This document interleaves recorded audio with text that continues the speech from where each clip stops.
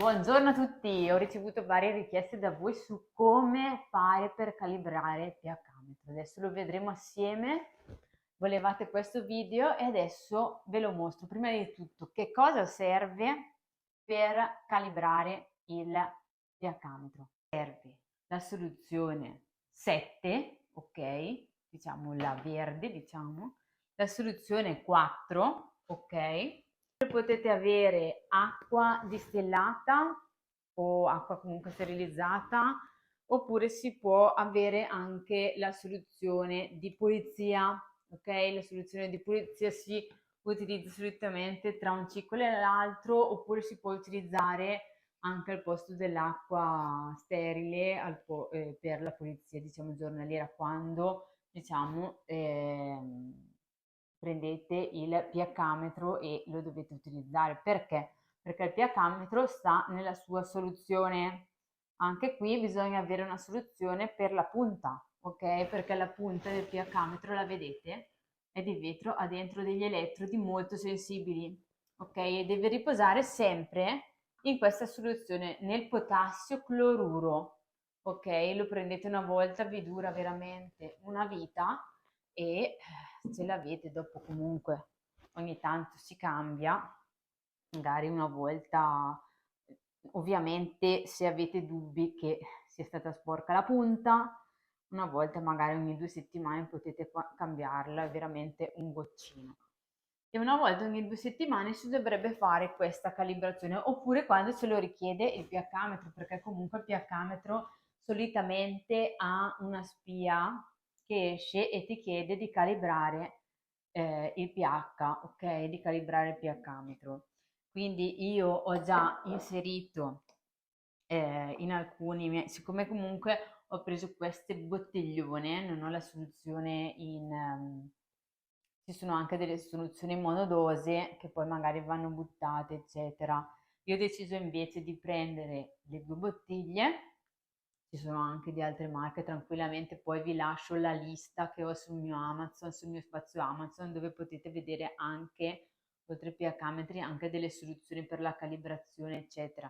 Ci sono anche delle bustine, ok? Però io ho preferito comunque avere queste, così possiamo cambiarle più spesso, tenerle comunque qua se non sono sporche. Ho fatto dei barattolini con la 4, la pulizia, oppure potete usare dell'acqua distillata, ok, dell'acqua sterile, e la soluzione 7, ok? Cominciamo, adesso vi inquadro un pochino più da vicino, così almeno vedete bene cosa fare con il pH-metro, ok? Allora, abbiamo il nostro bel pH-metro dentro nella nostra soluzione. Andiamo a prenderlo. Tutte le volte cosa dobbiamo fare? Dobbiamo asciugare, pulire o con acqua sterile oppure con la soluzione proprio per la pulizia degli elettrodi. Ecco qua. Praticamente adesso dobbiamo accenderlo e attendere quello che ci chiede per la calibrazione. Vado ad accenderlo prima di tutto. Almeno questo funziona così, spero che tutti siano più o meno così. Allora, qua praticamente è acceso e allora cosa devo fare? Devo andare su off e aspettare che esca cal. Cal mi richiede il valore 7.1, allora io vado a metterlo immediatamente nel 7, nella soluzione 7, questa verde, oppure può essere anche trasparente, abbiamo scoperto questa cosa.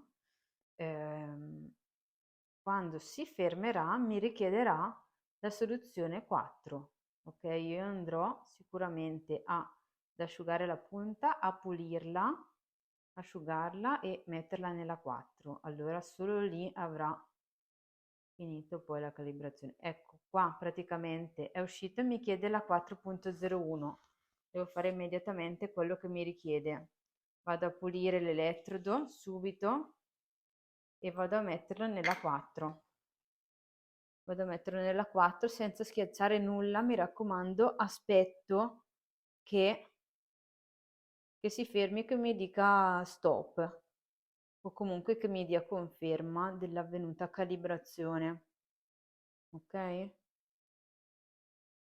tutti i passaggi devono essere precisi e poi deve esserci la conferma. Questa è la conferma, anche con qualsiasi comunque pH-metro, anche di altre marche sicuramente, deve avvenire la conferma e i passaggi comunque sono questi, può cambiare proprio di poco.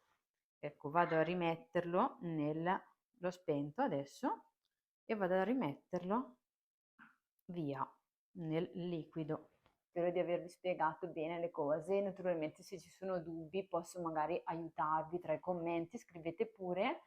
Vi do appuntamento al prossimo video. Buona giornata.